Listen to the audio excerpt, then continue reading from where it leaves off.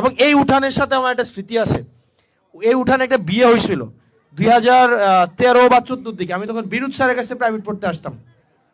তো স্যার হচ্ছে নিরামিষ খায়, বিনোদ স্যার নিরামিষ খায়, আমি যদি ভুল না করি নিরামিষ খায় না স্যার, আমিষ বুঝি না। তো স্যার এইখানে একটা বিয়ে, আমি স্যারের কাছে প্রাইভেট পড়তে আসছি, স্যার একটা গিফট নিয়ে আসছে বড়। তো স্যার গিফটটা দিয়ে যাবে, বাট খাবে না স্যার, কারণ বিয়েতে খাবে না।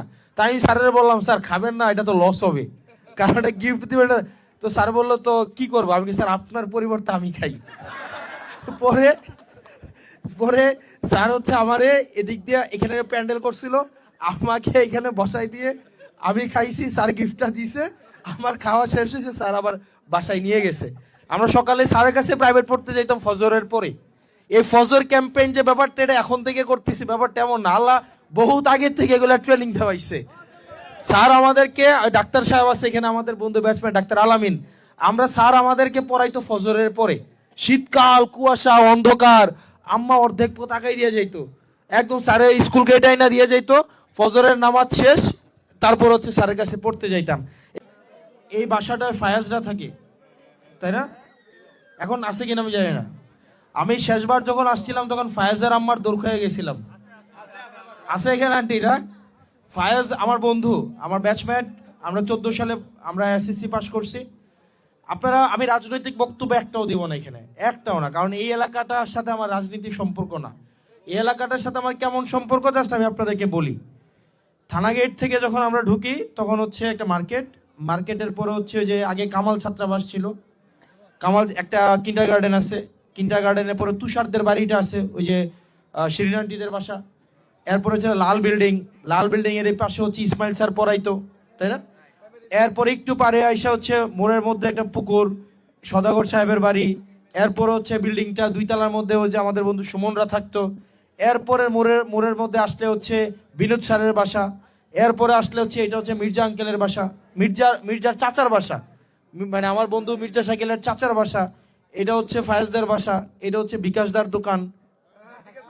একটা একটা দেখেন, একটা দোকান মানে একটা বাড়ি, এখানে একটা বাড়িও নাই যে বাড়িগুলাকে মানে আমরা এইগুলা দেখে দেখে আমরা বড় হয়েছি। মানে আরো যদি যাইতে থাকে একদম শান্তি রোডের মাথায় গিয়ে শেষ হবে।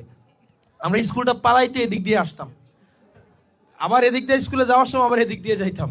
তো তার মানে হচ্ছে এই রাস্তাটার সাথে আমাদের যোগাযোগ, বা এই রাস্তাটায় দেবিদ্বারে যারা ছিল এই রাস্তাটা দিয়ে বেড়ে উঠছে, রাস্তা দিয়ে বেড়ে উঠছে না? আপনাদের সাথে কি আমার রাজনৈতিক সম্পর্ক?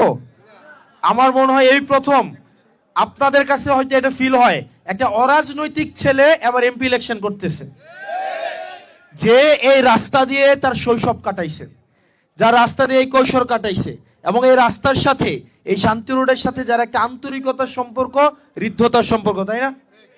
এবং এই স্কুল থেকে, আমি জানি না দেবিদ্বার থেকে এই স্কুলের আর কেউ এমপি ইলেকশন করছে কিনা, করছে? রিয়াজউদ্দিনের কেউ এমপি ইলেকশন করছে? এই স্কুল প্রতিষ্ঠা হয়েছে 1918 সালে, আর এটা হচ্ছে 2026 সাল। 108 বছরে।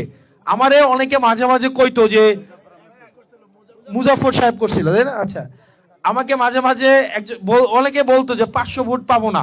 আমি মাঝে মাঝে বলি আমার ব্যাচই আছে 108টা। আমাদের একটা প্রোগ্রাম হয়েছিল আমার 1968 সালের ব্যাচের সম্পর্কে, দাদা বা কিন্তু বড় ভাই, তো সিনিয়র বড় ভাই। দেখা গেছে কি আমার এমন হয়েছে, উনার নাতি আমার সাথে এখন পড়ে, কিন্তু উনি আমার সিনিয়র বড় ভাই। আমার ব্যাচ যতগুলো আছে, দেবিদ্বার রিয়াজউদ্দিনের যতগুলো ব্যাচ আছে, ওদের কাছে 30,000 ভোট আছে, আছে না? সিনিয়র জুনিয়র মিলায় আছে না? আছে কিনা? এবং হচ্ছে আমি এখানে আসছি আপনাদের সন্তান হিসাবে।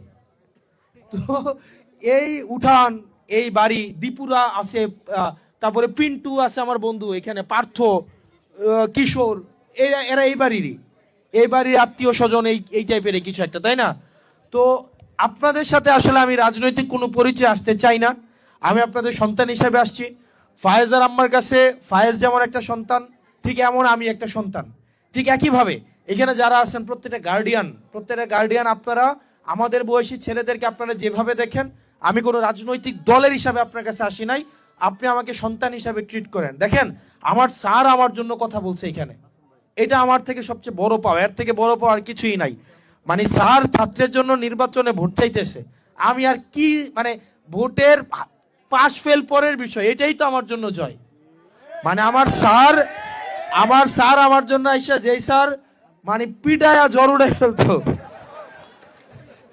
পিটায় জ্বর উঠাই ফেলছে না, বহুত পোলাপাইনের পিটায় জ্বর, স্যারের পিটায় জ্বর উঠে না এমন মানুষ খুব কম আছে, এরকম খুব কম আছে না? তো স্যারের পিঠা খায় জ্বর উঠছে, চামড়া চুলছে। তারপর এখানে আমাদের ওসিউদ্দিন স্যার আছে, স্যার বায়োলজি পড়াইতেন আমাদেরকে, স্যার অনেক সুন্দর হাতের লেখা এবং ভালো ছবি আঁকতেন। আমরা সকালে স্যারের কাছে প্রাইভেট পড়তে যাইতাম ফজরের পরে। এই ফজর ক্যাম্পেইন যে ব্যাপারটা, এটা এখন থেকে করতেছি ব্যাপারটা এমন না, আল্লাহ বহুত আগে থেকে এগুলো ট্রেনিং দেওয়াইছে। স্যার আমাদেরকে, ডাক্তার সাহেব আছে এখানে আমাদের বন্ধু ব্যাটসম্যান ডাক্তার আলামিন, স্যার আমাদেরকে পড়াইতো ফজরের পরে, শীতকাল, কুয়াশা, অন্ধকার, আম্মা অর্ধেক পথ আগাই দিয়ে যাইতো, একদম স্যারের স্কুল গেট আইনা দিয়ে যাইতো, ফজরের নামাজ শেষ, তারপর হচ্ছে স্যারের কাছে পড়তে যাইতাম।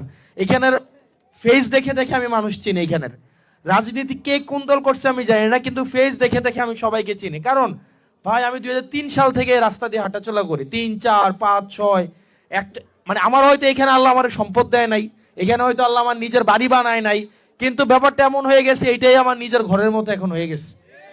তো যার কারণে আপনাদের কাছে আসলে আমি মানে ভোট কি চাইবো, আপনাদের সন্তান দাঁড়াইলে আপনারা কাজ করতেন না? আপনাদের সন্তান দাঁড়াইলে কাজ করতেন কিনা? এটা তো আপনাদের সন্তানই। তা আপনারা আমার জন্য, আপনার সন্তানের জন্য যেটা করতেন, আমি বিশ্বাস করে আমার জন্য আপনারা সেটা করবেন।